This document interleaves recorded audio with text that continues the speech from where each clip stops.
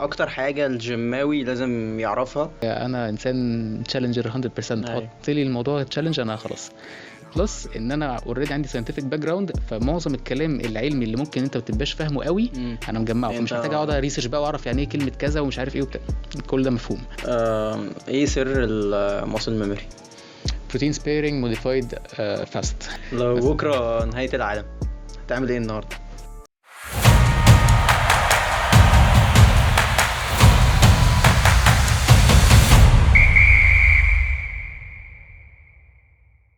النهارده يا جماعه حلقه جديده من بيرسونا بودكاست وسيزون جديد، وانا محمد سليم وبتكلم عن حاجه بحبها. النهارده حلقه انا منتظرها من زمان الحقيقه. معايا دكتور صيدلي واونلاين كوتش من اكتر الناس المجتهده واللي انا بحبها على شكل شخص يعني من قبل اي حاجه.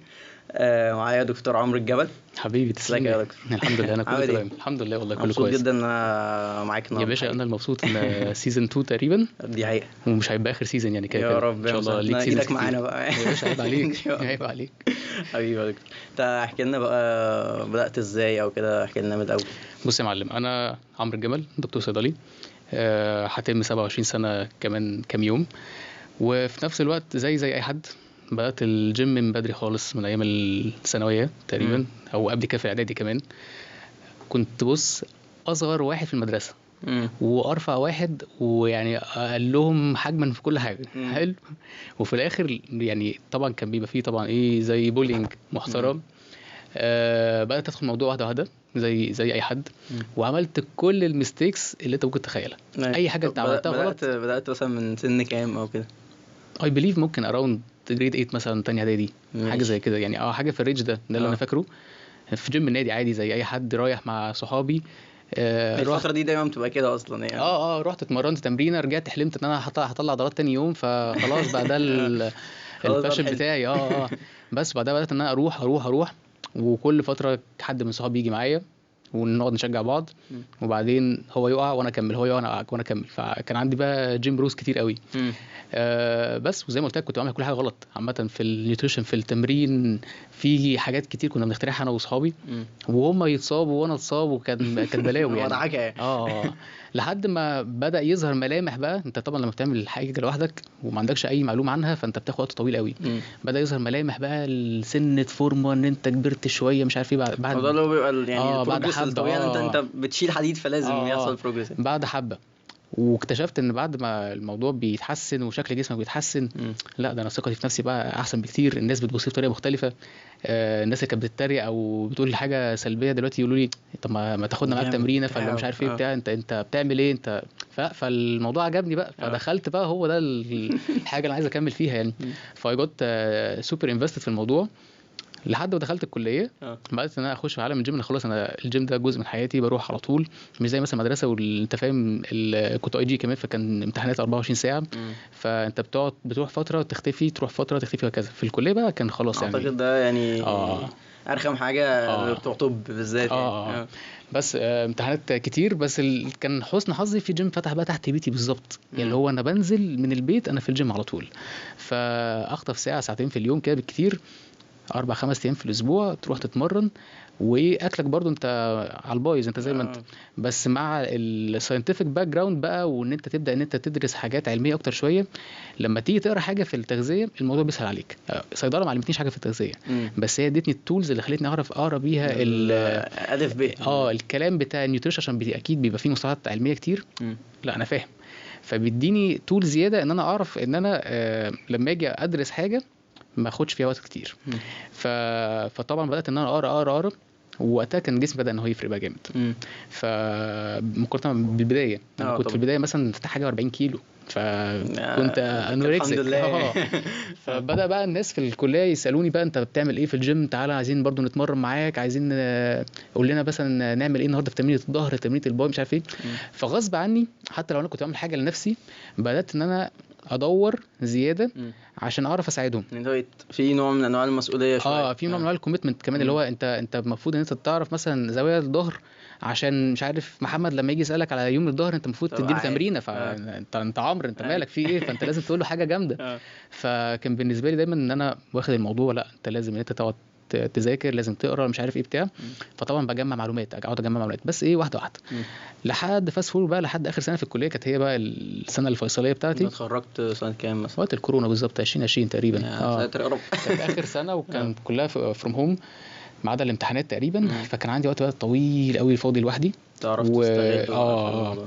وكان بالنسبه لي انا كنت السنه دي انا عايز ان انا استغلها باي شكل، ان انا اسبق بخطوه اي حد تاني في السن ده. يعني اصحابي طبعا بيخرجوا ويتفسحوا ويعملوا اللي هم عايزينه لو ما فيش لوك داون او كده، بس انا في وقت كتير لا، انا انفستد في موضوع، واخدت كورسز في كذا حاجه. يعني مش في النيوتريشن بس او كده، لا عامه في اي حاجه ليها علاقه بالميديكال فيلد، وحاجه ليها علاقه برضو بالنيوتريشن، عشان كنت بحاول ان انا ايه امسك الطرفين، عشان انا برضو مش عارف انا في الاخر حابه ايه، حابه صيدلي ولا حابه كوتش، انت ولا لسه ما حددتش فاللي هو ايه، انا بمسكها من الطرفين عشان ده يخدم على ده من الاخر.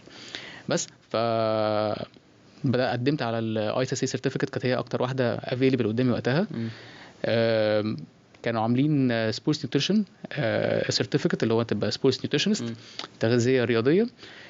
وكان المفروض ان السكيم بتاعها ان هم بيقسموها لك ان انت بتاخد الكورس ده في خلال 3-4 شهور، يت انت عندك لحد سنه ممكن تاخد فيها الكورس اب تو يور اون بيس، وبعدين تمتحن، لو نجحت فانت كده خلاص بقيت سيرتيفايد في الايه من الاسوسيشن دي اللي هي اي اس اي.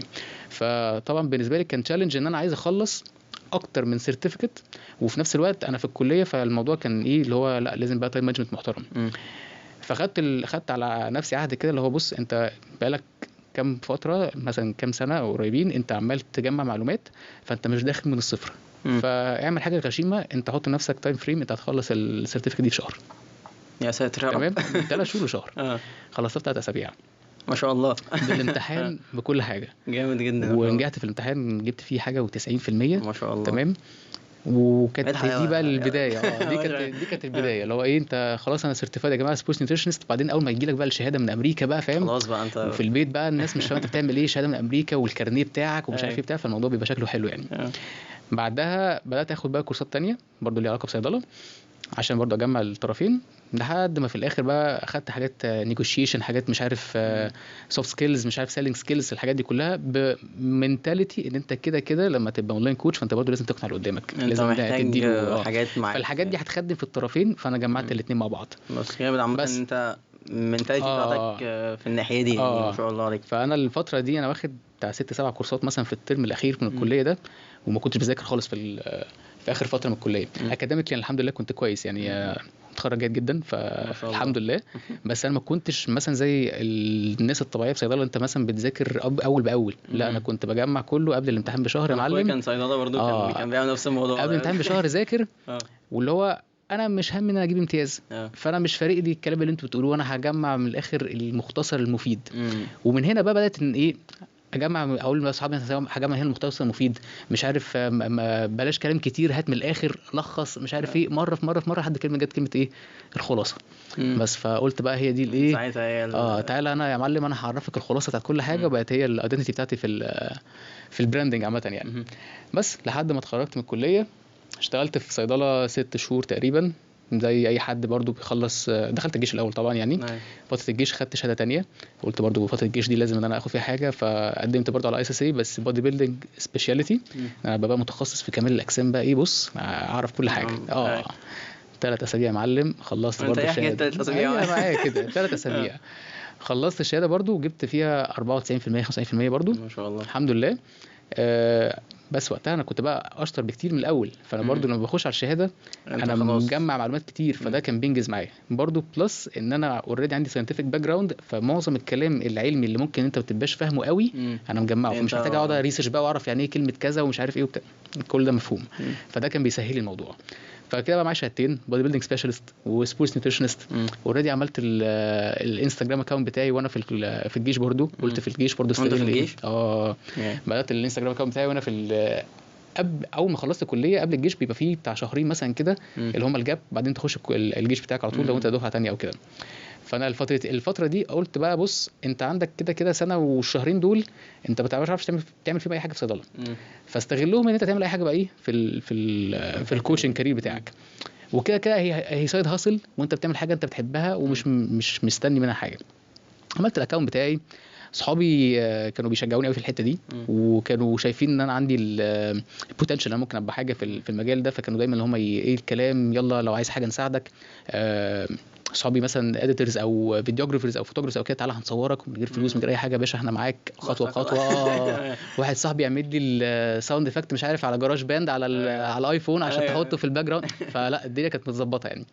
فبدات خطوه خطوه تصوير يا باشا، كاميرا في البيت عادي وانا قاعد في الصالون او في السفره قاعد فاتح الكاميرا، كواليتي زي الزفت، شكلي بس انت لازم تبتدي بالظبط وتقول الكلام وتقول الكلام وتقعد تهته فيه بقى، عندك تهتها زي ما انت عايز وتنزل، ومحدش يعمل لايكس، محدش يعمل اي حاجه غير صحابك القريبين اللي هم 2 3 اللي عارف اللي هو الكوميك بتاع الناس اللي بتعمل لهم شير على الفيسبوك. هم احلى مسا هم دول فاهم. ونار بقى في الكومنتس ومش عارف ايه وبتاع. خدت الفتره دي وقلت لا ده احنا بقى محتاجين نعمل حاجه بقى ايه اجريسيف سيكا، احنا نعمل فوتوشوت. طب تعمل فوتوشوت معناها ان انت لازم تبقى ايه، لازم تبقى انت جسم ناشف حلو، اشترك مع اونلاين كوتش تاني خد من خبرته وهو يشيل عليك حمل الدايت والحاجات دي كلها، عشان انت بدات ان انت ايه تساعد الناس اللي حواليك. فانت بتركز في شغلك وفي نفس الوقت تركز ايه رامي الحمل ده على المدرب، وهو اللي يقول لي اعمل كذا وانا انفذ وماليش دعوه باي حاجه ثانيه. 3 شهور يا معلم، كانت نسبه دوني مش عارف بتاع 18% 19% حاجه زي كده، نزلت لحد 9 حلوين. وقمت عامل فوتوشوت برضو حلو كده في جيم جنب البيت. صاحب الفوتوغرافر قال لي عليا، قلت له عليك اديتنج وكل حاجه، قال لي تمام زي الفل. وبدات انزل الصور دي. الفتره دي انا كنت مختفي فيها ان انا مش ببين اصلا شكل جسمي للناس، يعني صوري كلها الفيديو ساتي كلها بالتيشيرت عادي. فالناس لما شافت الفرق كان فرق كبير، فاللي هو ايه ده انت عملت ايه؟ قلت يا جماعه دايت وتمرين التزام، معاك حد فاهم هو بيعمل انت تمام زي الفل خلاص يعني. ومن هنا بدات الفكره، طب عرفنا، طب ما تعمل لنا انت، طب مش عارف ايه، طب بتاع.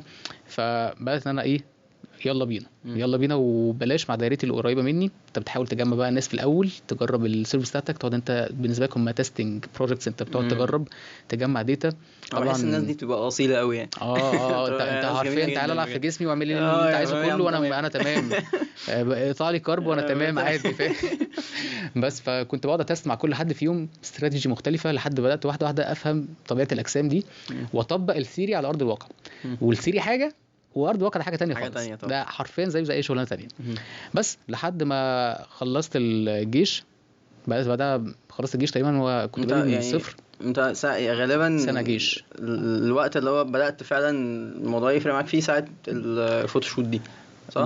لا الستارتنج بوينت الحقيقي بقى بعد الجيش. كل ده احنا بنحرق بنزين بس كده فاهم، بنسخن بنزين. كانت ايه بقى الستارتنج بوينت؟ الستارتنج بوينت بعد الجيش انا كنت كان اصلا جيشي في ناحيه السلوم في حته اسمها سيدي براني. انت اصلا كنت سكه سفر، فان انت تعمل حاجتين في نفس الوقت كان الموضوع صعب. فكره انت اصلا تاخد تليفونك معاك الجيش فاهم حاجات ريسك. ما كنتش بعمل كده على طول، بس بحاول ان انا ايه اواكب الموضوع يعني. ف من اول ما بدات الاكونت بتاعي لحد ما خلصت الجيش تقريبا وصلت لحد 5000 فولور حاجه زي كده. كان طبعا رقم فانت 5000 فولور يا جماعه فاهم، اول في 4 ديجيتس قدامك كده، فانت لا. خلصت الجيش من هنا، انا دلوقتي قدامي ان انا لازم بقى ايه اشتغل شغل حقيقي.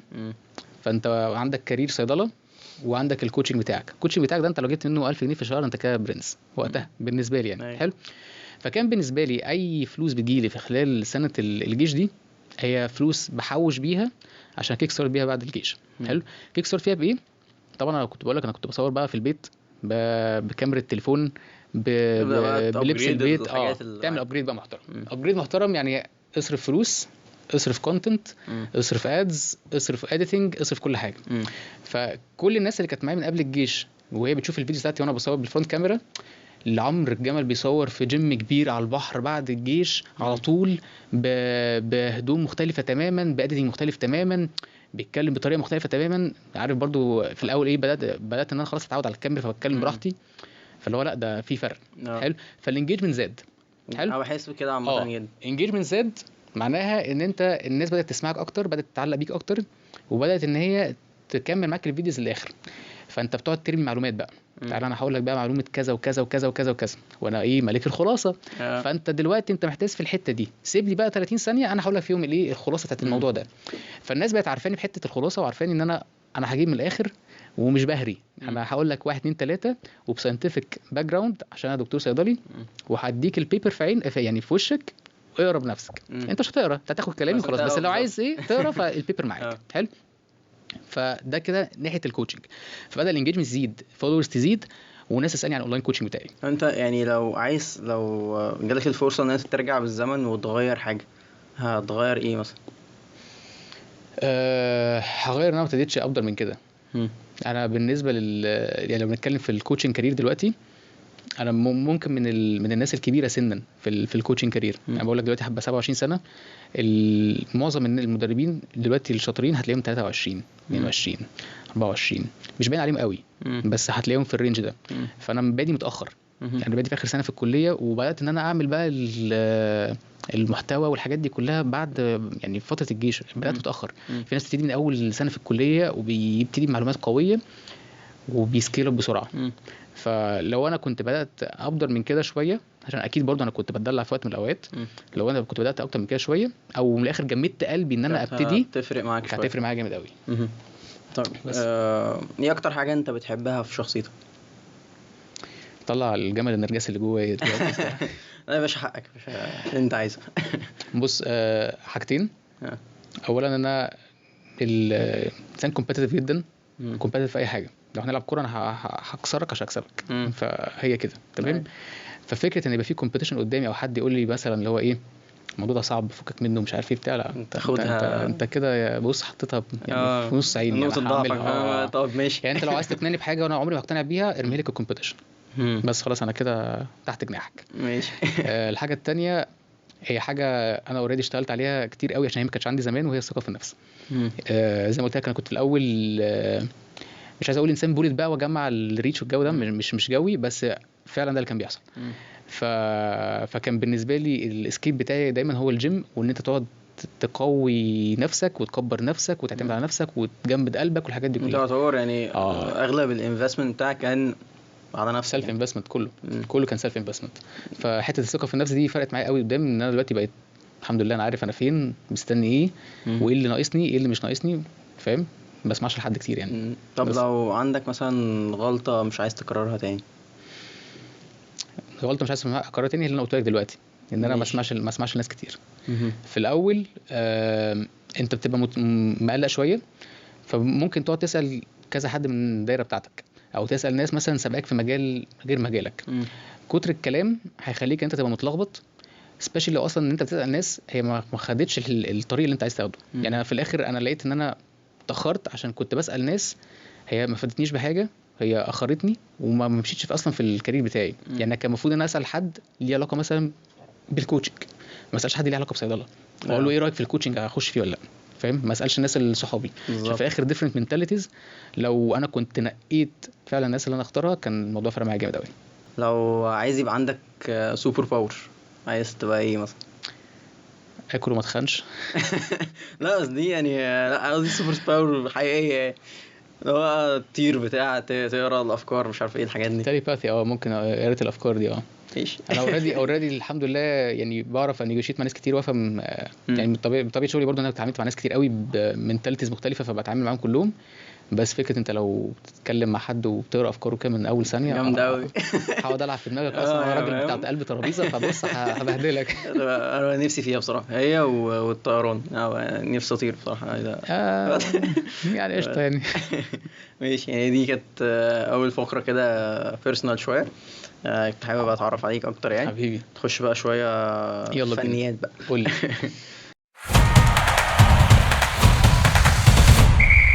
الف ب جيم، واحد لسه داخل عايز اتمرن بس مش عايز ابقى زي البيج رامي يا كوتش. يا لهوي على ده سؤال. فايه يعني الحوار؟ السؤال ده لسه بيجي لي دلوقتي، وغصب عني بتنمر على الشخص اللي بيقول لي السؤال ده. ده حقك بصراحه. عشان انت بالنسبه لي انت اكنك واحد لسه رايح مركز قياده عربيات وانت ما معكش عربيه، مش عايز ادريفت. بص انت علمني بس ما تحببنيش فيه قوي عشان هخش فورمولا 1 بكره. على طول فاهم اللي هو حبيبي الموضوع بس بيبقى جاي من عدم فهم يعني. الموضوع لو كان سهل كان الناس كلها بقت فورمه. انت مش واخد بالك ان اصلا دلوقتي الاوبيزيتي بقت مرض، ومش مرض مثلا على سكيل صغير، ده مرض بانديميك في العالم كله، مهم. يعني منتشر جدا، تمام، ومن اخطر الامراض دلوقتي كمان. وكل واحد يقول لك ايه ده، الموضوع سهل يا عم، هو شويه تمرين ودايت، مش عارف مع نفسي كده هظبط اكل وبتاع تعملش انت الكلام ده. وكل الناس اللي هو البيج رامي او اي حد انفلونسر على السوشيال ميديا او اي حد موديل او ايا كان، الناس دي عشان توصل للفيزيك اللي انت شايفه ده، دي بتقعد سنين لا، ليفل تاني خالص. وتمرين ودايت طول السنه، سبلمنتس، جيناتكس لازم يبقوا، الجيناتكس بيلعب دور كبير قوي. مم. ولو انت بتاخد ستيرويدز فانت في حته تانية. مم. فانت بقى انت جاي لي من الصفر وكلبس كرابيزو يا وبتقول لي ايه، انا عايز ابقى، مش عايز ابقى البيج رامي، فاتنمر عليك ولا ما اتنمرش؟ تنمر طبعا يا باشا. بس طب يعني هل ممكن اي حد ياخد ستيرويد؟ لا. ليه بقى؟ لا. يعني ايه شروطها؟ ستيرويدز دي عباره عن قمار انت بتغامر فيه قدام جسمك، مم. وانت داخل حاجه انت مش فاهم انت بتعمل ايه. بمعنى الستيرويدز جسم الاجسام بتتعامل معاه بطريقه مختلفه. انت ممكن تاخد سايكل ستيرويدز مم. وانا اخد سايكل، مم. انت تموت وانا اكمل، يا ساتر يا رب. ماشي، او انا اموت يا سيدي وانت تكمل. لا يا باشا. ممكن انا اكمل اه. وما يجيليش ولا سايد افكت، مم. واخد اخطر انواع الستيرويدز مم. وانا فلاح مش فاهم اي حاجه، هي امور فعلا. ماشي، وانت تبقى دارس كل حاجه وحاجه بس تجلتش منك، بس انت جينات جسمك مش مؤهله للستيرويدز دي اصلا. قابليتك انت اه فتلاقي ان انت من اقل حاجه انت بتعملها ده في ميجر داون سايد انت حصل لك، مم. فاهم قصدي؟ والستيرويدز الى حد ما هي ادمان سيكا، ادمان نفسي، ادمان نفسي، ان انت بتشوف انت النتيجه، بتشوف فأنت نتيجه ما سريعه بترضاش اقل تتعود عليها وبتكبر كتير وبريت اعلى من الناس الطبيعيه لو انت ماشي صح وجينتك فارقه معاك. مم. فكره ان انت اصلا لو انت عامل فورمه اصلا بعد 3 شهور اول ما تشوف عضلات البطن الصغيره دي، انت اصلا بتفكر 100 مره قبل ما تاكل وجبه من بره عشان تبقى خايف ان انت أيوة تبوظ بالظبط. الفورمه دي. تخيل بقى واحد كان كده بقى كده وبتفرتك في كل بسرعة حته وبتاع، والدنيا فاهم؟ جميل.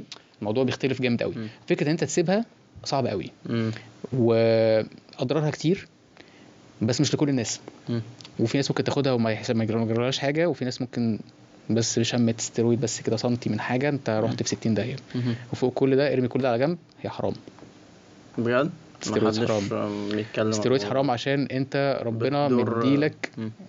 جسمك زي امانه، انت المفروض انت تحافظ عليها. مم. انت بتدي جسمك حاجه بتغامر بيها، فهو انت لو حصل لك مشكله ربنا هيسالك انا اديتك جسمك ده بصحه بيرفكت، انت مم. لعبت فيها ليه؟ فاهم؟ اقعد انت بتكلم قدام ربنا وده انا كنت عايز أنا اكبر عامل الباي فورمة فعلا. والتراي، فاهم؟ فقبل كل ده حرام. فانت لو شخص ريليجيوس فمن الاول كده نيجلكت يعني. اكتر حاجة الجيماوي لازم يعرفها عن الفشل العضلي، لان انا مؤخرا بقيت اسمعها كتير قوي. وناس تقول لك لا، ان لو عملت كذا كذا يبقى هو ده الفشل العضلي، لا لو عملت كذا كذا يبقى هو ده الفشل العضلي. ايه بقى؟ اكتر حاجه ان الجيماوي اصلا مش عارف يعني ايه فشل عضلي. بالظبط. اكتر حاجه ان الناس تبقى فاكره ان هي بتوصل للفشل العضلي وهي بعيد قوي عن الفشل العضلي. مهم. اكتر حاجه ان انت دلوقتي جيت تتمرن تمرينه ولعبت لحد ما جبت اخرك، لو انا واقف معاك في التمرين وقلت لك العب عدتين كمان انت ممكن تلعب 5. مم. لو انا شجعتك يبقى انت ما كنتش توصل لفشل عضلي. فشل عضلي ده معناه انت عندك فتيجي عاليه قوي. اولا مم. ان انت مش قادر تشيل اكتر من كده الوزن اللي عدت اكتر من كده، فورم بايظ، مم. نفسك بايظ، في لاكتيك اسيد كتير قوي في العضلات، انت متفرهد. لو جيت اديتك 1000 جنيه دلوقتي على الترابيزه وقلت لك العب عده كمان هديها لك، هتقول انا مش قادر. هو ده الفشل ده العضلي. الفشل العضلي. الفشل العضلي ان انت تبقى انت مش قادر وبتلعب بفورم بايظ.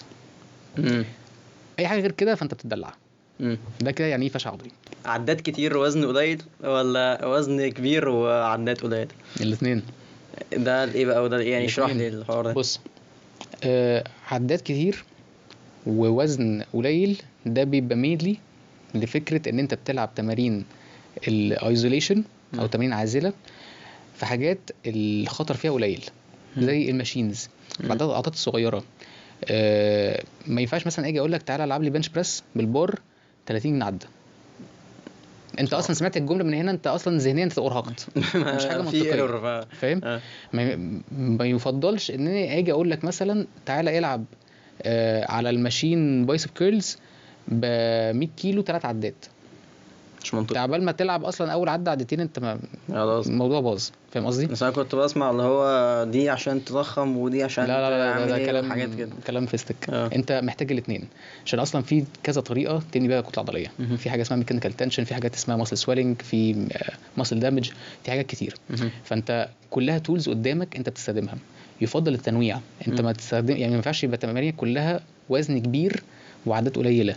الف ب كده انت هتزود فرص الاصابه، الف ب كده انت هتزود الفتيج قوي على جسمك، الف ب كده انت هتحتاج ديلود كل فتره. ديلود ده انت هتحتاج ان انت توقف تمرين او تقلل قوي شده التمرين كل فتره.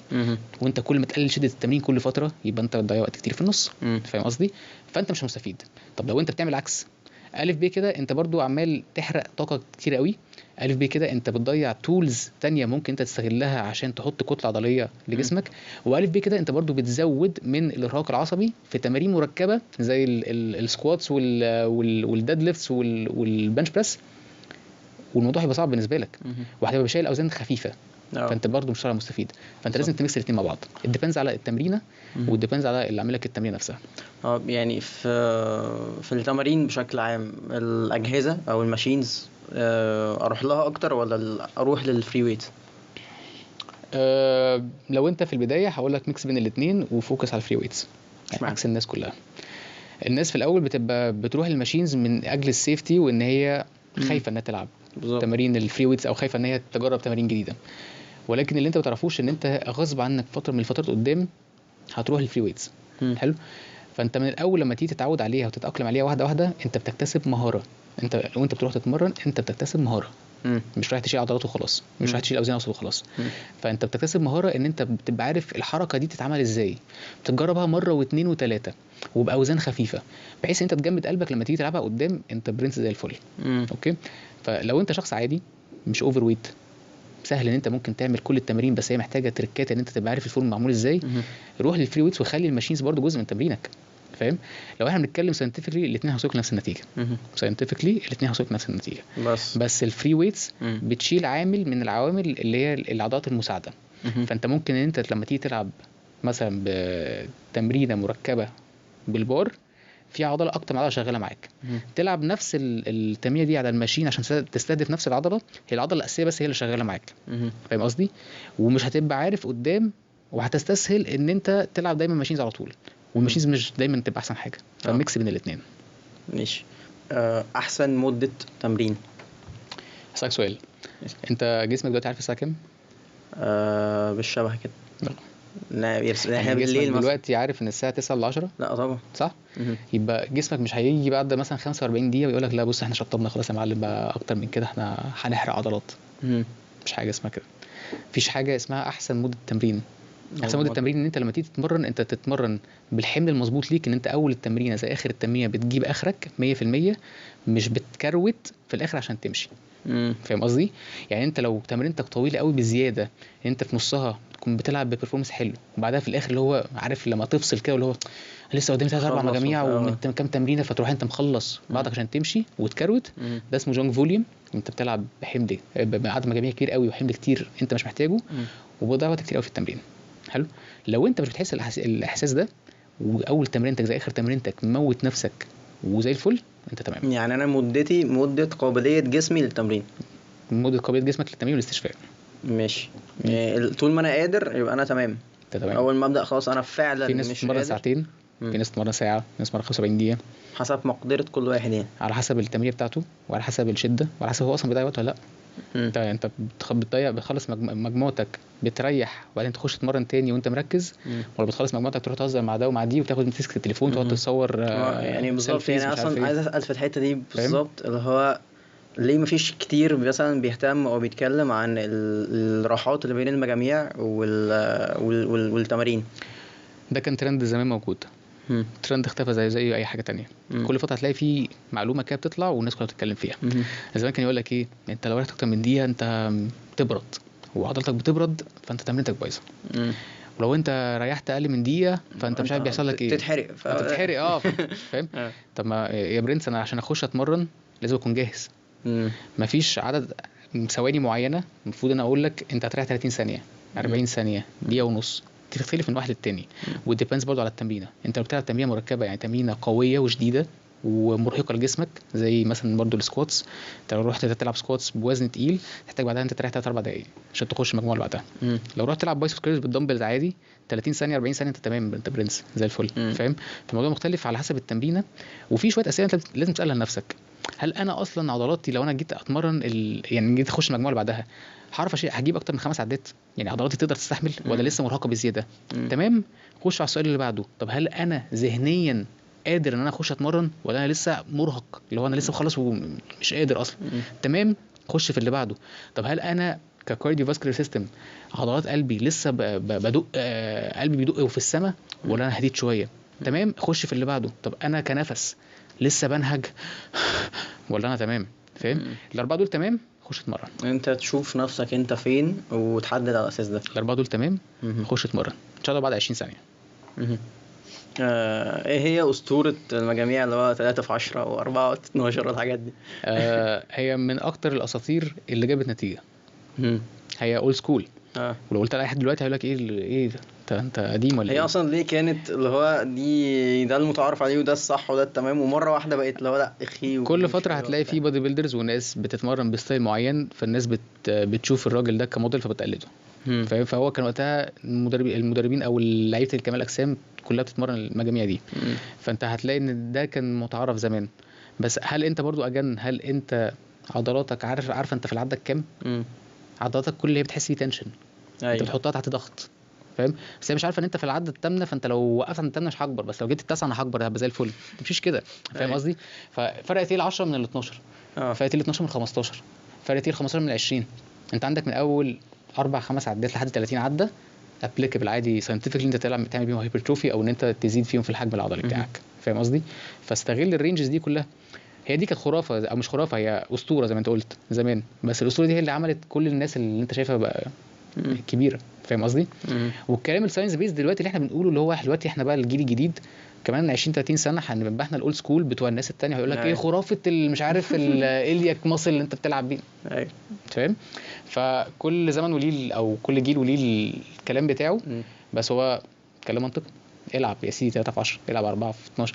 كان الديبندز على التمرين اللي بتلعبها، وهل هي متاح ليها ان انت تجيب العدات دي وانت بتحط اعلى ستيمولس او اعلى محفز باقل نسبه ارهاق، ولا انت بتبهدل الدنيا. فالموضوع مختلف على حسب التمرين نفسها. تمام. ايه سر الماسل ميموري؟ نتكلم علم. بص يا معلم، الخليه بتاعت العضلات حاجه اسمها بولي نيوكليتد او مالتي نيوكليتد. يعني فيها اكتر من نيوكليس، اكتر من نواه. النواه دي اللي بيبقى جواها كل المعلومات اللي الخليه بتبني بيها البروتين بقى والجينات والحاجات دي كلها. حلو. فانت لما تبقى العضله بولي نيوكليتد وانت لما تيجي تتمرن انت بتحط محفز على العضله. حلو. في مصطلحين او 3 لازم تبقى عارفهم. في حاجه اسمها هوميوستاسيس. هوميوستاسيس ده يعني جسمك مش فاهم انت بتعمل ايه، هو نفسه ان هو دايما يبقى على توازن وتمام، ما فيش اي مشاكل عليه. انت هتحط عليه ضغط، فانا هواكب الضغط ده بحاجه عشان لما تحط عليه الضغط ده تاني ابقى انا تمام، انا في المستوى بتاعي الطبيعي، فاهم قصدي؟ فكل فعل ليه رد فعل، ده الهوميوستاسيس. حلو. في حاجه اسمها هايبرتروفي وهايبربليشيا. هايبرتروفي ده اللي هو بناء الحجم العضلي، السايز بتاع الخليه نفسه بيزيد، ده اللي احنا بنعمله.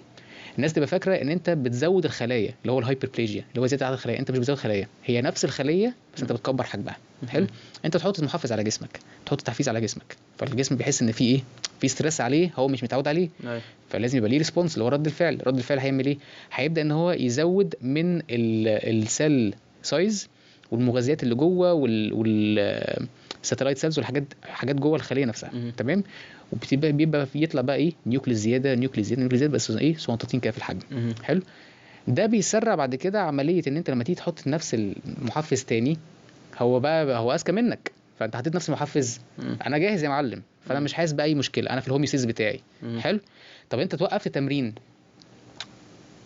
النواه نفسها اللي بتفضل موجوده، الخليه ممكن تصغر شويه تاني في الحجم، بس النواه اللي هي اللي بقت زياده دي لسه موجوده. طب انت رجعت تتمرن تاني، النواه موجوده، فالنواه هتسرع من عمليه ايه، خلق البروتين تاني وزياده الحجم.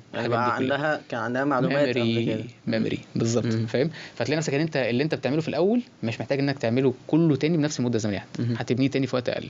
بالظبط اكنك بتتعلم مهاره جديده وقفتها لفتره، فانت رجعت انت المهاره لسه في ذاكرتك، فمش هتاخد نفس المده الزمنيه عشان تتعلم الحرفه تاني. بس ديرتي بالك ولا كلين بالك؟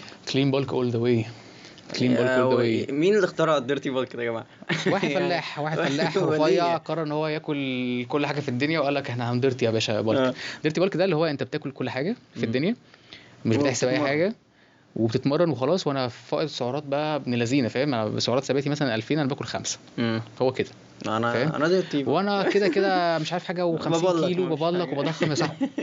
طب يا سيدي ما انت هتزيد دهون، طب ما انت جسمك مش مشكلة هيستفيد بقى، بالسعرات دي، هنشف هنشف تاني، ادفنش هدفنش تاني، فاهم؟ فتلاقي ان هو ديرتي بالك ده انت بتزيد بسرعه قوي في الدهون بتاعتك، انت غصب عنك كده هتزيد دهون وميه وعضلات، ده غصب عنك في البولك عشان انت بتدخل اكتر من احتياج جسمك. الصياعه في الكلين بولك انت بتحاول انت تزود عند الاحتياج فقط، وفرق الفائض السعرات ده يبقى بسيط، يعني انت 2000 تبقى 2200 2300 مثلا، تمام؟ فالفائض البسيط ده هيخلي جسمك عنده طاقه كفايه ان هو يبني بيها الكتله العضليه الزياده مع التحفيز اللي انت عامله في التمرين بتاعك. طب اكتر من كده هو جسمك مش محتاج الكلام ده، فهيبدا ان هو الحاجات دي مش محتاجها، فهيبدا ان هو يخزنها في صوره دهون وميه، فتلاقي نفسك ان انت في الكلين بولك انت بتزيد اعلى كميه دهون، اعلى كميه عضلات باقل نسبه دهون ممكنه، فتطول فتبني كتله عضليه اكتر، ولما تيجي تنشف هيبقى اسهل لك ان انت ايه تدفنش، فاهم قصدي؟ طب في الديرتي بالك بقى انت هيطلع بتاكل عيني. كل حاجه، هتزيد دهون وميه وعضلات، والعضلات هتزيد بنفس الريت، فاهم؟ انت المفروض مثلا نفس الريت هو يعني انت مثلا زدت هنا 2 كيلو عضلات، هتزيد هنا 2 كيلو، بس يعني انت زدت مثلا 100 جرام دهون، بالظبط، هنا زدت 5 كيلو. انا هنا بصعب على نفسي ان انا انشف بقى، هتنشف تاني، هتلاقي نفسك بتنشف فتره زمنيه اطول بكتير، وبيطلع عيني بقى هنا مثلا هتنشف شهرين 3، هنا انت ممكن تنشف 7 8 شهور. تيجي تحسب بقى التايم فريم بتاع الموضوع، انت قعدت مثلا هنا تبلك 7 8 شهور ونشفت 3 4 سنه كامله، انت وصلت للشيب بتاعك. هنا انت بلقت 3 4 شهور، شايف الفرق؟ ودفنشت في الباقي اللي هو نشفت في الباقي، ومش هتوصل لنفس الشيب اللي انت وصلت للاولاني. فاهم قصدي؟ فاهم. كارب ولا بروتين بعد التمرين على طول؟ الاثنين. بس بيقول لك لا، اهم حاجه البروتين بعد التمرين على طول عشان العضله. مين بيقول لك؟ بسمعه على السوشيال مين بيقول لك غير الالجوريثم بتاعك؟ فاهم. بص عشان تبقى العضله محتاجه بروتين وبتاع كده. ساينتفيكلي وجبه قبل التمرين وبعد التمرين يفضل ان الفرق بينهم ما يزيدش عن 4 5 ساعات.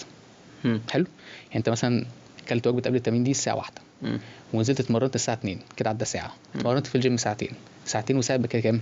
3 ساعات. انت عندك ساعتين لحد بعد التمرين، انت ممكن ما تاكلش خالص وتبقى تمام. والساعتين دول ممكن تاكل فيهم اللي انت عايزه، اللي هو البوست ورك اوت اللي هي وجبه بعد التمرين. وجبه بعد التمرين جسمك بيبقى حساس للنشويات. حلو، وفي نفس الوقت انت جسمك كان في بيئه هدامه اللي هي التمرين، انت عمال تكسر في عضلاتك، فمحتاج بقى ان انت ايه تديله الطوب الاحمر اللي يبني بيه تاني اللي هو البروتين. تمام. علميا لما تدخل البروتين والكاربز مع بعض بيحصل اوجمنتيشن بين الاثنين، او الاثنين بيشتغلوا احسن، وبيحصل زي سوبر كومبنسيشن جوه العضلات، فبتلاقي ان انت عضلاتك مستفيده اكتر. تمام. طب ده على ارض الواقع بقى انت بتشوف نسبه قد ايه؟ 5% 10%، تفاصيل جانبيه مالكش دعوه بيها. ايوه. كل خلص اكلك، دخل السعرات اللي جسمك محتاجها، فاهم قصدي؟ ما تفزلكش من الاخر يعني، ما تشغلش دماغك، فاهم؟ جسمك اذكى منك. ايوه. فالاحسن انت تدخل الاثنين. طب والله انا ما عنديش غير بروتين بس بعد التمرين افيلبل دلوقتي، مش هتموت يا معلم عادي، كل فاهم؟ كل حاجه وليها وقتها. عايز البست سيناريو، وجبه قبل التمرين وبعد التمرين ما يزيدش عن 5 ساعات، بعد التمرين كل كارب وبروتين. تمام. ايه اهم سبلمنتس اعتمد عليها؟ حلو. سبلمنتس يعني ايه؟ مكملات يعني بتكمل لك اللي ناقصك. تمام. طب انت ايه ناقصك؟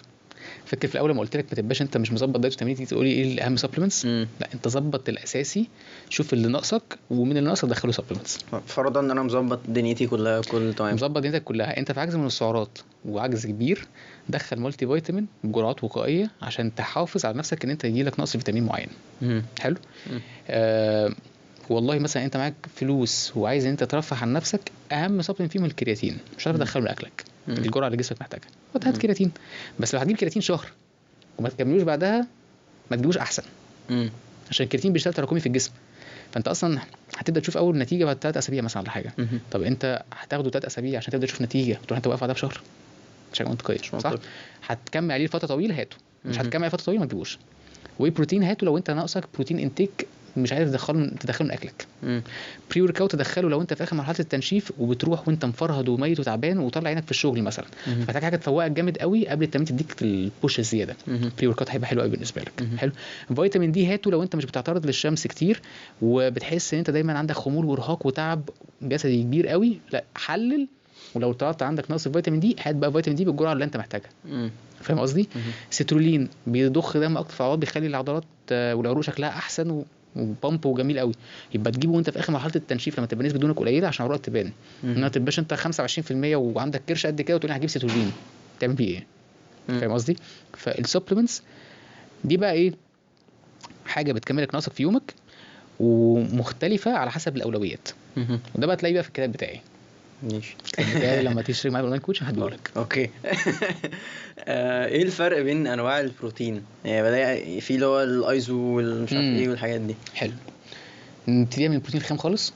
ماشي، يعني كنت عايزه يبقى في سؤال لوحده. خلاص يلا بينا. لا خلاص، اقول لك الواي بروتين في منه كذا انواع. في بروتين كونسنتريت ده بيبقى 80% بروتين والباقي بقى فيه كارب وفات وكده. حلو، ده فيه لاكتوز. عندك مشاكل مع اللاكتوز وبتاخد اي حاجه منتجات الالبان بتحس ان انت بطنك وجعاك وانتفاخات وحاجات زي كده، ابعد عنه. ما عندكش، وفر فلوسك وهاته زي الفل. طب عندك ايزوليت بعد دي في كميه بروتين اعلى شويه او نسبه اعلى شويه بكارب وفات اقل ولاكتوز شبه صفر. فانت لو عندك مشاكل مع اللاكتوز هتفكس الكونسنتريت وتجيب الايزوليت. حلو. في بعدها الهيدرولايزد ده زي بنزين 95، انت كانك بتقارن 90 ب 92 ب 95. فاهم قصدي؟ الهيدرولايزد ده الهيدرولايزد ده هتلاقي ان هو ايه اللي هو مهضوم وانت بتاخده على الجاهز وما اعرفش ايه وبتاع. والله معاك فلوس تجيبه هو غالي هاته، معاكش فلوس خليك في الايزوليت بس. طب والخام بقى، يعني هل البروتين الخام مفيد فعلا واروح اشتريه لو عايز اوفر مثلا او كده؟ بص، عشان تجاوب السؤال ده لازم تبقى عارف الواي بروتين بيتعمل ازاي. الواي بروتين بيتعمل ازاي؟ هما بيجيبوا الالبان يحطوا عليها حاجه اسمها منفعه. المنفعه دي بتفصل لحاجات اللي هي السائل اللي تحت زي الجبنه القريش كده. السائل اللي تحت والايه والكلاكيع اللي فوق. الكلاكيع اللي فوق دي حاجه اسمها كازين. الكازين ده اللي بيتعمل بيه بقى جبن القريش والزبادي والحاجات دي كلها. حلو. الابيض اللي تحت، مش الابيض، السائل اللي تحت ده الواي بروتين. عارف الزبادي لما بيبقى فيه سائل فوقيه؟ عارف عارف السائل اللي في الزبادي اللي فوق ده واي، ناس ترميه في الزباله يقول لك انت بتوقع بروتين. انا بحبه بشربه. ده الواي. حلو. البروتين الخام هو اول درجات الواي بروتين. اقلهم بيتعمل له فلتريشن واقلهم في البسطره، والبروتين اللي فيه من 40 ل 70%. انت شايف فيه تفاوت. ماشي. وفيه كالسيوم عالي قوي. هتاخد بروتين خام بجرعات كبيره ممكن تدخل نفسك في مشكله، انت هيجيلك هايبر كالسيميا. كالسيوم عالي في الجسم هيبقى ليه مشاكل صحيه عليك. حلو. بس ده مش معناه ان هو وحش، بس انت هتدخله لازم تدخله باعتدال. والبروتين الخام ما عليهوش بقى الاضافات بتاعه الواي بروتين تاني. الواي بروتين تاني ايه الفرق بينه؟ هو البروتين الخام كل الشركات بتاخده وتكمل له بقى فلتره وباسترايزيشن ويحطوا عليه بقى النكهه والمحليات الطعم والمكتسبات والجوده كله ويقفلوا لك بقى في باكج حلوه ومش عارف ايه وبتاع ويديهوله، بحيث انت لما تيجي تشربه يبقى طعمه حلو بيدوب بسرعه وهضمه سهل بالنسبه لك. انت بقى بتشيل بقى الطعم والذوبان والهضم وبتاخده على الجاهز على البدايه خالص. ده البروتين الخام. والله بيتعب لك بطنك ملوش لازمه. ما بتعملكش بطنك وانت راجل على قد ومحتاج حاجه رخيصه قشطه. ايه الاحسن، السكر الدايت ولا ما استعملش سكر خالص؟ حاسس الاثنين واحد. انا بحس السكر دايت مش عارف، مش فارق بيه. بص قريب ناس هتقعد تقول لك سكر دايت بيجيب سرطان، ونظام الصحه العالميه مش عارف قالت ان سكر دايت بيجيب سرطان ووقف سكر دايت ومش عارف ايه وبتاع. لازم تبقى انت لما تيجي تقرا بحث لازم تبقى اوريدي عندك ساينتفك باك جراوند او انت بتعرف ازاي تقرا بحث. مش اي حد هلا هوبا كده يقرا كلمتين يجي يطلع يقولهم. ليه؟ تعرف ان انت الشمس بتجيب سرطان؟ انت عارف ان هم مقسمين السرطان الحاجات اللي هي كارسينوجينيك او الحاجات اللي هي بتسبب مسببات للسرطان لكاتيجوريز او كاتيجوريز. تمام. كل كاتيجوري بيبقى ليه اللي هو ايه، ده اول حاجه، ده تاني حاجه، ده مش عارف ايه بتاع. السكر الدايت هيحطوه او حطوه اوريدي في كلاس اسمه كلاس 2B. طب تعرف ان الشمس في كلاس 1؟ طب هل ده معناه انت لو مشيت في الشارع هيجيلك سرطان؟ لا. بس هو تبقى هقول لك بقى ليه. بالظبط جرعات. لو انت في صحراء واقف في الشمس 24 ساعه ما تجيش تزعل لما يجيلك سرطان. حلو. طب لما قالوا ان هو السكر ده اصلا كارسينوجينيك او مسبب للسرطان، ليه؟ هم عملوا ابحاث كتير قوي. الابحاث دي كلها على حيوانات بجرعات وصلت ل 900%. فهو اوريدي معمول على حيوانات مش بني ادمين، فانت ما ينفعش تاخد ده كسكيل قوي. معمول بجرعه 900%. مين البغل اللي هياخد 900% سرطان؟ يعني سرطان ايه؟ سكر خام، سرطان خام، سكر دايت في اليوم. فاهم؟ مش حاجه منطقيه. فاهم؟ فانت بتستخدمه في الصوره الطبيعيه بتاعه زيه زي اي حاجه في الدنيا. تمام. انت برنس عادي مفيش مشاكل. اصلا الابحاث القديمه اللي هي كلها اصلا قويه ومعموله على بني ادمين قال لك انت عندك لحد 50 مللي جرام تقريبا من السكر الدايت لكل كيلو من جسمك. يعني انت دلوقتي لو 75 كيلو نتكلم في حوالي 18 كام بيبسي مثلا دايت في اليوم.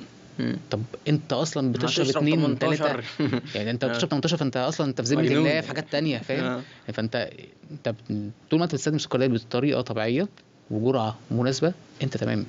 فاهم قصدي؟ والله انت بقى جسمك كان بيتاثر بيه سلبيا فدي حاجه انديفيدواليزد فيك انت، انما مش ما تبنيهاش على العام كله. فانا بس انا لو كان في مشكله في السكر دايت انت هتلاقيني من 3 سنين في المستشفى مثلا. عادي يعني. احسن مصدر كارب للتنشيف؟ اكتر مصدر كارب هضمه سهل وبتعرف ان انت تاخد منه كميه كتيره وتشبعك. فهمت اللعبه؟ زي ايه؟ بطاطس وبطاطا كومبلكس كارب يعني. بالظبط. هتقعد تعتمد على الفواكه والحاجات السهله اللي هي كلها سكر وفيها الياف قليله، انت هتفضل جعان طول اليوم. انت طول وقت التنشيف انت بتاكل سعرات قليله، فانت همك الاساسي انت تبقى شبعان، فتاكل حاجه تشبعك حتى لو هي مش الحاجه الاساسيه بتاعتك، ولا تبقى بتاكل حاجه حلوه بس طول اليوم جعان وبتفرك في الثلاجه. فاهم قصدي؟ فاكتر حاجات بيبقى فيها ساتايت اندكس او اللي هي الاحساس الشبع عالي بعد ما تاكلها هي البطاطس والبطاطا. فدول انا الصراحه بستخدمهم كتير يعني. ماشي. ناس كتير قوي اتكلمت على اللبن. هل اللبن فعلا مضر؟ انا كان في الموضوع ده كتير قوي، هشرح لك المره الاخيره. ماشي شكرا. اللبن مش مضر، واللبن زيه اي حاجه تانية ما ينفعش ان يبقى واحد عنده مشكله تيجي تعممها على الناس كلها. انت دلوقتي عندك حساسيه لزبده الفول السوداني، انا مالي ان انت عندك حساسيه.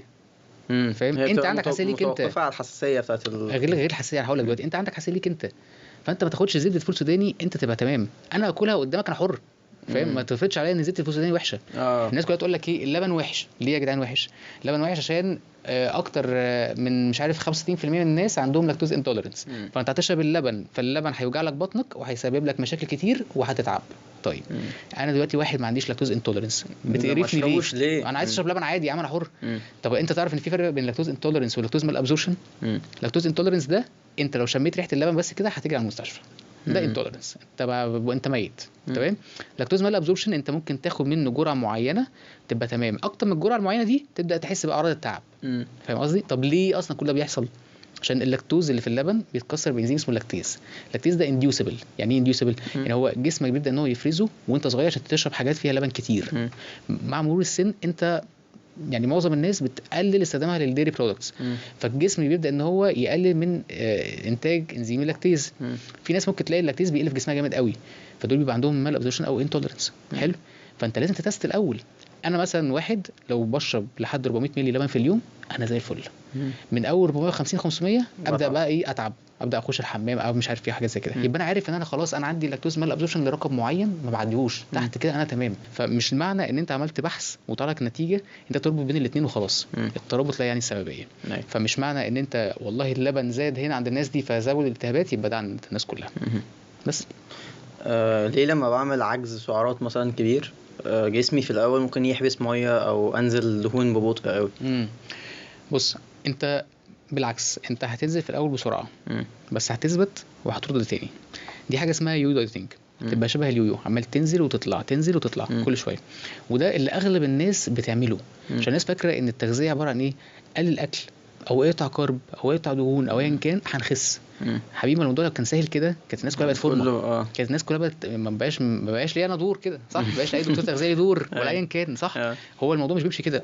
الموضوع بيمشي ان انت هتنزل في الاول بسرعه، هتنزل اول ميه. ليه؟ عشان كل جرام كارب بيمسك فيه 3 جرام ميه. طب انت اصلا مقلل كارب قوي فالميه دي كلها هتنزل الميه دي كلها. حلو. والميزان بتاعك هينزل. بعدها هتنزل شويه من الدهون عشان جسمك هيبقى في الاول عايز يعني الفرق ما بين الطاقه ده هو عايز ان هو يرجعه، فهيبدا ان هو يحرق من ايه؟ من مخازن الدهون اللي عنده. بعدها هتثبت. ليه بقى؟ عشان جسمك تاني اذكى منك وانت ما تعرفش ده.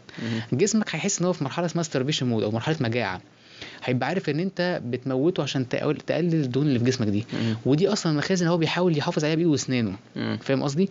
هيبدا ان هو يحسب بكذا حاجه. اولا هيقول لك البي ام ار بتاعك او معدل الحرق بتاعك او معدل الايض الطبيعي بتاعك، اللي هو البي ام ار ده اللي هو انت لو نايم على السيكه وتقول ما تعملش حاجه، ده الحرق اللي انت بتحرقه. حلو، هيقلله لك.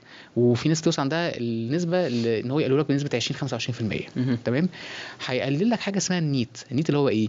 نون اكسرسايز اكتيفيتي ثيرموجينيسيس. يعني ايه؟ كل الحركات اللي انت بتعملها خارج التمرين، المشي، طرقات الصوابع، مش عارف التفكير، ان انت تبقى كل الحاجات اللي شايف الحركات اللي بعملها دي ده نيت. طب هو هيقلها لك ازاي؟ هتلاقي دايما الناس دي بتحس بخمول تام، ارهاق، ميت، مش قادر يتحرك. لو هو مثلا كان بيتمشى لاول الشارع هيجي لك يقول لك والله لا ده انا دلوقتي انا لازم اركب العربيه عشان انا ميت. فاهم؟ فهو كده قلل لك الحرق اللي انت بتحرقه في اليوم بتاعك من الاكل، وقلل لك الحرق اللي انت بتحرقه في اليوم بتاعك من الحركه. الحاجه الثالثه اللي هيزودها هرمونات الجوع والشبع عندك. هيزود لك قوي هرمون الجوع، هيقلل لك قوي هرمون الشبع، فهتحس دايما انت جعان. هرمون الجوع ده هو هرمون الجريلين، هتبقى دايما جعان، دايما عندك شراهه عاليه للاكل، دايما هتحس ان انت ناقصك حاجه، سكريات، حاجه زي كده. هتلاقي الناس بعد فتره هو مش عارف ان هو يفضل يحافظ على الدايت ده طول حياته. هيقعد فتره هيخس، هيثبت فتره، الثانيه الثالثه هيبدا يحس ان هو في بلاتو، هيبدا يحس ان هو ايه، ان هو عامل كل حاجه عليه ومش عارف يخس ازاي. فهيبدا ان هو ايه، يرمي الايه، الفوطه، يقول لك انا خلاص ماشي. يفتح في الاكل، يفتح في الاكل بقى، يفتح في الاكل، يروح مدخل اكل بزياده قوي عشان هو محروم من كل حاجه في الدنيا. وجسمه هيحسسه ان هو محتاج كل حاجه بالزياده، حتى لو حاجه هو مش بياكلها في الطبيعي. ايوه، هيحس ان انت هتاكلها، يعني هتاكلها، وهيبقى غصب عليك تاكلها، وهيخزنها، وهترجع بوزن زي الاول او اكتر كمان. وهيبقى ليه تاثير سلبي عليك لما تيجي تعمل دايت بعد كده. ده بتبقى شبه اليويو. الموضوع لو كان سهل كانت الناس كلها عملت. ممكن اخس من غير كارديو؟ ممكن طبعا، ناس كتير عندي بتخس من غير كارديو. ده عشان مثلا ما بيحبوش او مثلا واحد ما عندوش وقت، واحد عنده مشكله صحيه ما يعرفش يعمل الكارديو بتاعه ايا كان. الكارديو هي وسيله او تول او كارت انت بتستخدمه مع جسمك عشان تزود من عمليه الحرق، وفي نفس الوقت تحرق اكتر، يعني هتاكل اكتر. فاهم؟ فهيديك مساحه ان انت ممكن تزود في الاكل بتاعك برضه شويه. ايوه، فاهم قصدي؟ بس هي مش شرط يعني، مش اجبار، ولكن هو عامل مساعد. فانت ممكن تخس من غير كارديو. طب الفاستد كارديو ولا الكارديو العادي؟ 2 واحد. طب ليه الناس علميا الاثنين واحد علميا. حلو. ليه؟ تاني في قاعده اسمها جسمك اذكى منك. ماشي. علميا هم لما عملوا الاول بقى قالوا ان الفاستد كارديو بيحرق اكتر ومش عارف الحاجات دي كلها، قالوها ليه؟ في بحث اتعمل قال لك والله احنا جبنا الناس وخلينا يلعبوا كارديو الصبح على الريق. تمام. فانت اوريدي ما فيش كارب كتير قوي في جسمك او ما فيش سكر كتير قوي في جسمك، فجسمك هيستخدم مصادر الدهون كمصدر اساسي للطاقه، فهيأكسده، فهيبقى بيستخرج الطاقه من الدهون، فانت هتخس دهون اسرع. حلو. جسمك الذكي هيقول لك ايه بقى؟ جسمك الذكي عنده قابليه ان هو يحدد السبستريت اللي هيبني من عليه الحرق. السبستريت ده اللي هو الحاجه اللي هيحرقها. تمام.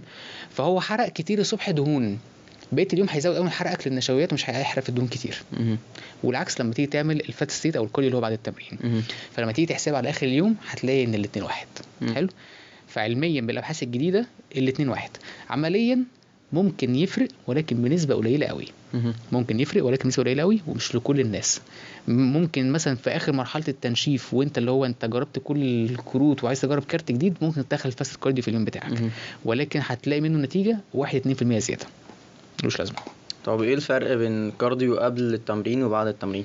كارديو قبل التمرين هو كارديو قبل التمرين هو ان انت في الاخر بتحرق الطاقه اللي انت كان ممكن تستغلها في التمرين في الحديد بقى فتخلص الكارديو من هنا. تلاقي الناس مثلا يقول لك انا هلعب كارديو مثلا 20 دقيقه هلعبه قبل التمرين بتاعي. حلو. بعد خلاص 20 دقيقه هل انت كان فيك نفس الطاقه اللي كانت فيه في البدايه؟ مستحيل. لا. فهيقص عليك في التمرين الحديد بتاعك.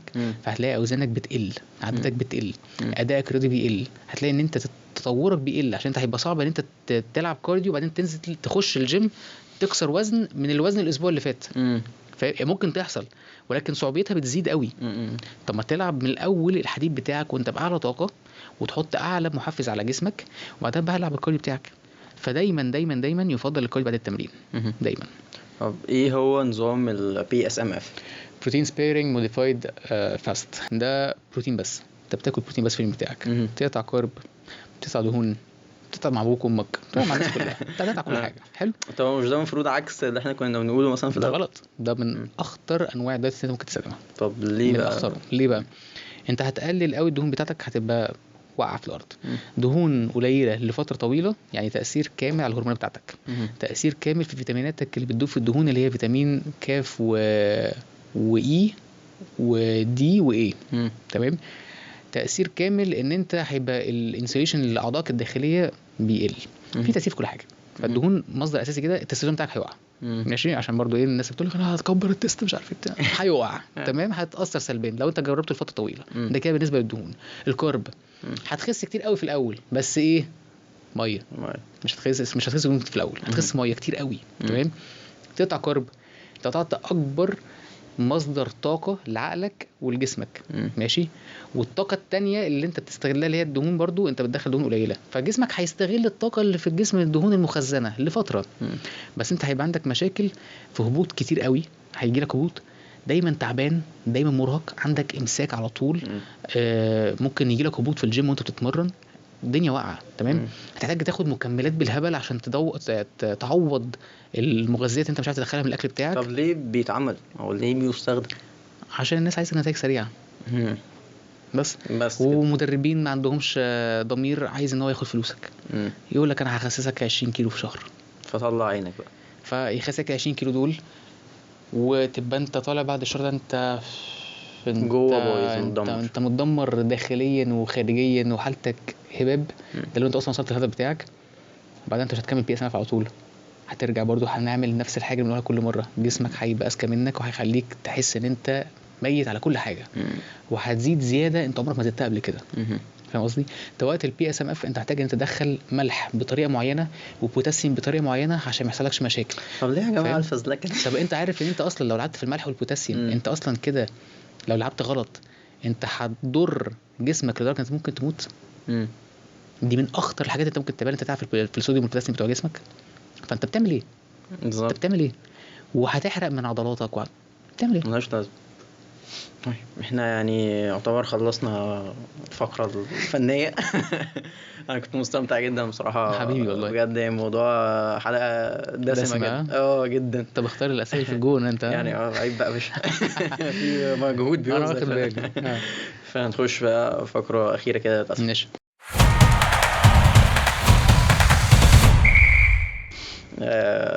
ايه اكتر آية او كوت انت بتحبها؟ نبتدي بالكوت. ماشي.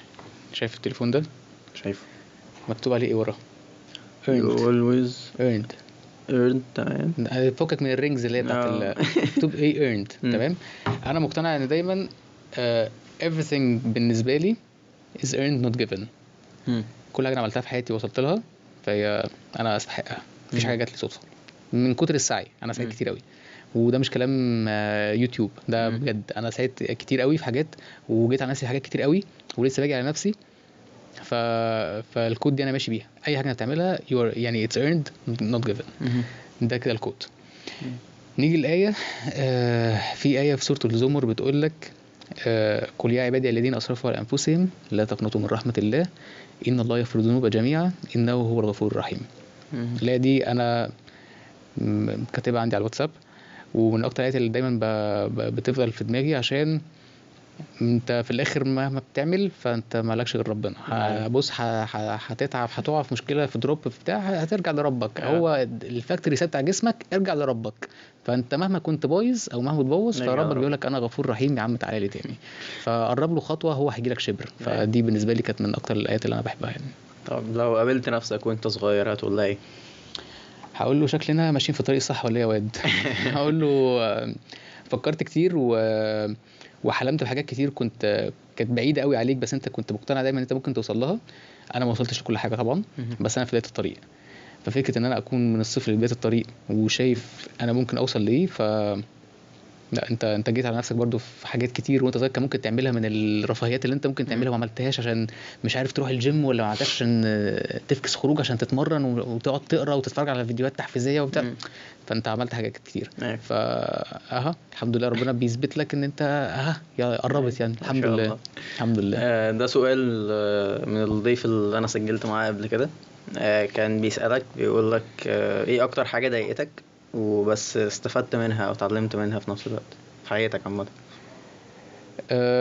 قلت له السؤال filtering هيبقى نكد قوي وبتاع مش عايزين، قال لي ماليش دعوه، ده السؤال بتاع، قلت له خلاص. filtering point بتاعت حياتي فكرة الترانزيشن ما بين صيدلة للكوتشنج عامة.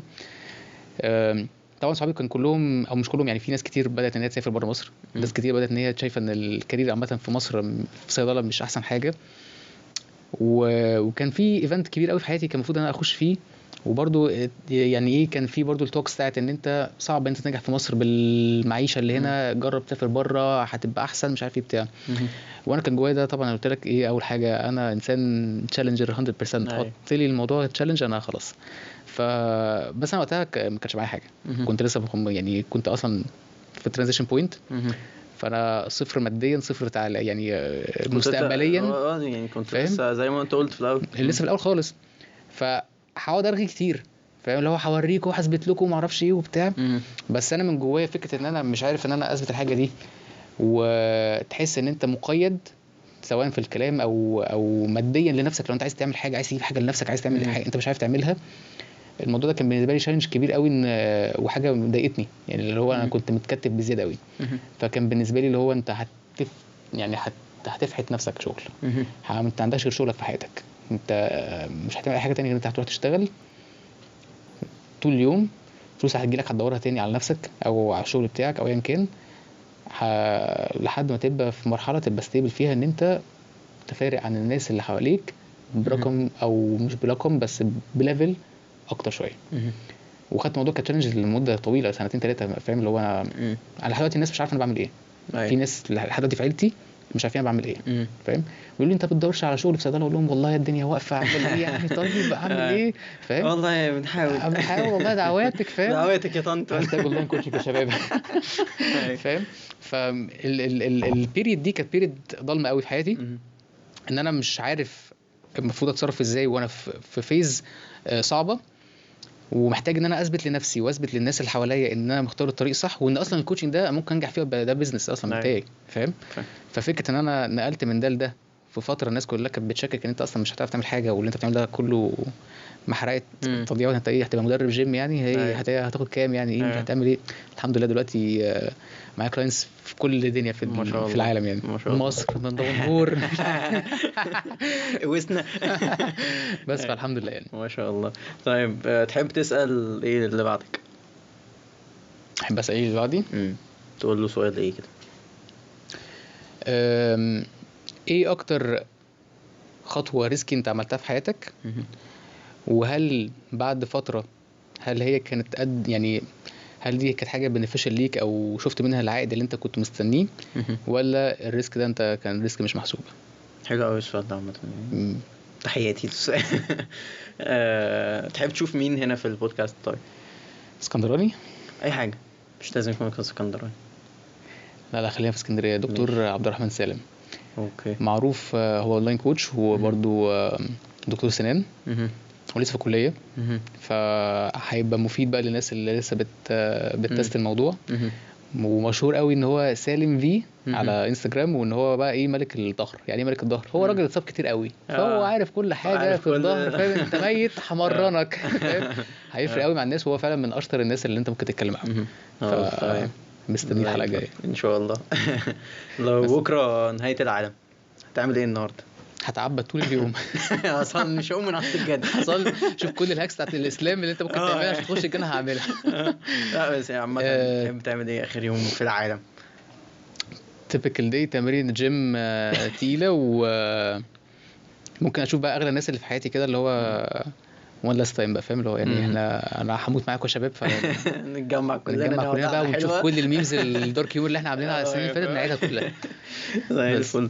انا مبسوط جدا بالحلقه، انا كمان والله اتعرفت عليك حبيبي. على مش عارف اقول لك ايه، وشكرا ان انت جيت بسهوله يعني، ما كانش الموضوع فيه اي تعصيف ولا اي حاجه. لا عادي انا في الاول في ناس كتير قوي ساعدتني، فانا اخدت عهد على نفسي ان انا اي حد هيكون لسه في البدايات او في النص، او اللي هو اي فتره من الفترات بتاعته عايز ان هو يكبر حاجه، والفكره انا شايف ان هي فكره قويه، انا هجو اول ان من غير بقى تعقيدات السوشيال ميديا والله ايه بقى تناكه غريبه وقتي غالي وبتاع. لا مفيش الكلام ده عادي. يعني صباح الفل على اي حبيبي.